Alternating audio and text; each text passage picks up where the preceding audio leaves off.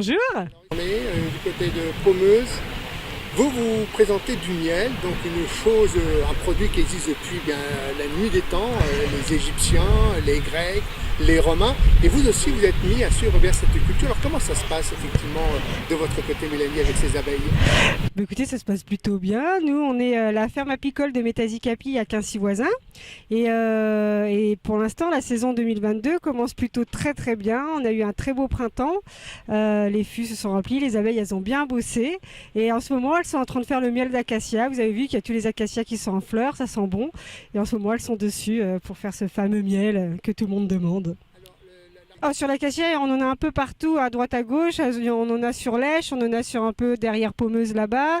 Après, un peu plus haut sur Saint-Cyr, on en a aussi. Enfin voilà, après, on a des ruchers un peu partout en Seine-et-Marne. Et sur l'acacia, elle butine un peu partout. Alors nous, on est apiculteurs professionnels, c'est notre métier d'être apiculteur. Dans nos cheptels, on ne constate pas spécialement une mortalité due à, par exemple, à la disparition des abeilles. Voilà. Il y a en effet un problème avec les abeilles dû à l'urbanisation, par exemple, qui détruit les habitats des abeilles, qui du coup n'ont plus rien à manger. Et voilà, là-dessus, on constate qu'il y a des soucis. Il y a le changement climatique fait qu'il y a quelque chose qui se passe avec les abeilles. On a vu l'année dernière qui était une année catastrophique. Du coup, voilà, la fin de l'hiver a été compliquée aussi pour elles.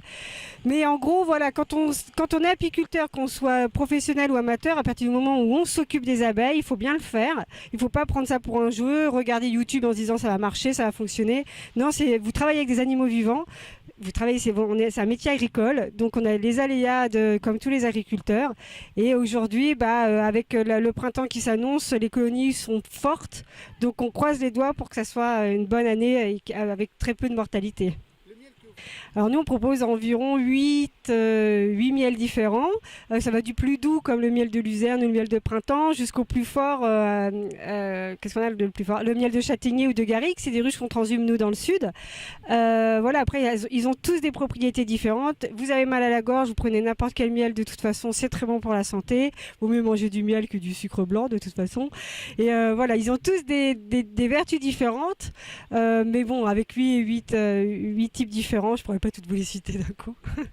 Bonjour. Alors, on voit sur votre magnifique tablier le chef, c'est moi, Rico. Alors, quand on est un chef comme vous, que proposez-vous? On vient de voir que vous proposez du colombo de poulet. Oui, tout à fait. Aujourd'hui, je prépare du colombo de poulet et une paella gambas. J'ai plein de menus différents. À chaque marché, j'essaye de faire des choses différentes. Enfin, surtout la paella gambas, il y en a toujours. Après les autres plats, à chaque marché, ça change un peu. Voilà. Alors, d'où vous est venue cette façon de proposer votre cuisine? C'est pas un peu une cuisine ambulante? Si, tout à fait. Je suis traiteur ambulant, donc je me déplace sur les marchés, aussi sur les événements familiaux. Je peux cuisiner chez les personnes qui désirent faire les anniversaires, les communions, les fêtes de famille, les repas de société, ainsi de suite. Voilà. Et alors, dans tous les plats que vous préparez, quel est celui que vous connaissez sur le bout? La paella, vraiment, je la connais par cœur. Ouais. Voilà.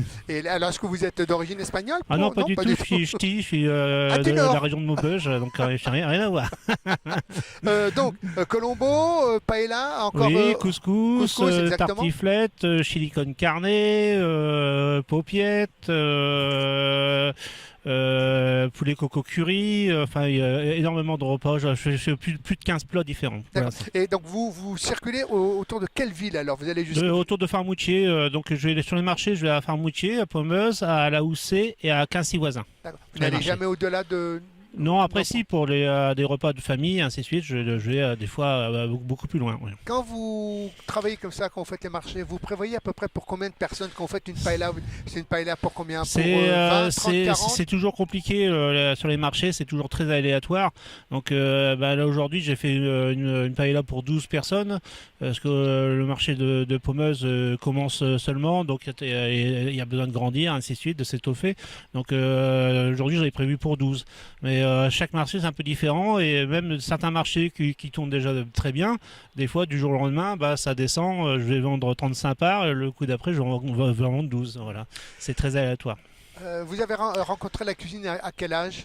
Moi, je suis pas du tout cuisinier, hein, je suis mécanicien de profession. Hein, je me suis lancé dans la cuisine il y a un an, mais bon, j'avais appris avec un ami traiteur il y a quelques années, qui m'avait appris pas mal à faire des plats. Et j'ai fait une reconversion professionnelle totale il y a un an, plus ou moins, à quelques jours près. Jean-Marie, bonjour. Bonjour. Alors aujourd'hui, c'est une belle journée pour initier les jeunes, les moins jeunes et les plus âgés à la pêche. Alors comment vous avez préparé cette journée? Eh bien c'est simple, on a amené beaucoup de cannes parce qu'il y a plein de modes de pêche différents.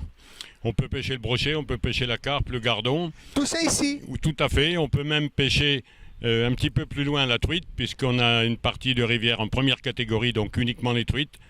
Là, c'est le Grand Morin, c'est ce qu'on appelle de la deuxième catégorie. Vous pouvez pêcher quasiment tous les poissons d'eau douce. Alors dans ces poissons d'eau douce, à part le brochet, quels sont les autres poissons que l'on peut déguster? Donc bien sûr le brochet, la perche, qui est un très bon poisson, les carpes, bien sûr. Faut pas qu'elles soient immenses parce qu'après, elles sont un peu trop vieilles et c'est moins mangeable. Le gardon, les fritures de gardon, c'est super bon. Quasiment tous les poissons de rivière se mangent. Alors aujourd'hui, l'initiation, pour vous, est-ce que quand on donne des premiers cours à un enfant de 4 ans, 5 ans, est-ce que ça vous semble compliqué ou alors vous êtes suffisamment armé pour pallier et puis transmettre un savoir à ces jeunes? Non, parce que c'est facile, parce que on est tous grands-pères ou pères, on a des enfants, des petits-enfants, on les a initiés aussi. Donc c'est tout à fait simple. Et en plus, pour des petits gamins de 4-5 ans, on va les faire pêcher des vairons, ou des goujons ou des gardons. Et c'est une pêche très très simple, c'est la plus simple. C'est la plus à portée des enfants. En fait. Alors, vous nous avez parlé d'une initiation, vous êtes venu avec beaucoup de cannes. À l'intérieur du Morin, il y a plein de poissons. Mais alors, qu'est-ce que vous mettez au bout de l'hameçon? Alors, c'est simple. Pour le gardon, pour le vairon, on va mettre des petits asticots. Oui.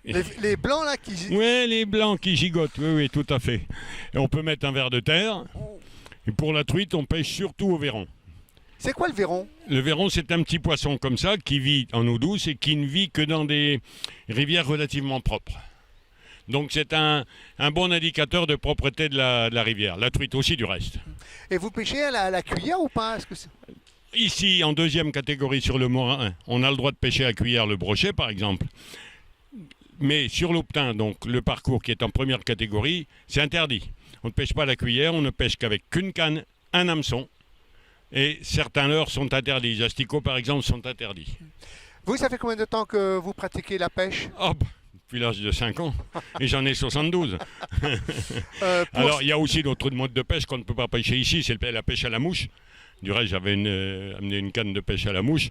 Mais il n'y a pas de rivière dans la région où on peut vraiment pêcher la mouche parce que soit elles ne sont pas assez propres, soit, pour pêcher la mouche, il faut une grande partie découverte derrière. Donc on n'a pas assez de place, il y a trop de végétation. Pour vous, quelle est l'importance de cette journée justement d'initiation à la pêche? Nous, on est une petite association. On est 30 pêcheurs en première catégorie sur l'Aubtin. Et on est plus une dizaine sur le Grand Morin, entre donc ici, Trême et le pont de Pommeuse.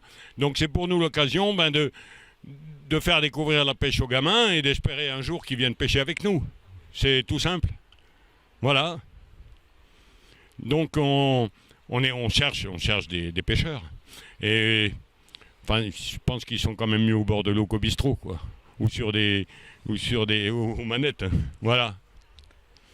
Dernière question, quel est votre lien avec la nature? Est-ce que pour vous la nature est importante et primordiale? Vous savez, les pêcheurs sont toujours dans la nature. Souvent, ils sont même chasseurs. Donc, ils passent plus de temps à nettoyer les bords de rivière. Et à la chasse, c'est pareil. On passe plus de temps à nettoyer la rivière, à enlever les papiers gras, parce que vous savez, tout le monde ne respecte pas la rivière. Hein. On passe un temps énorme à enlever les branches qui empêchent le courant de bien se passer. Donc on passe beaucoup plus de temps à nettoyer, à travailler qu'à pêcher. Mais c'est notre plaisir. Hein.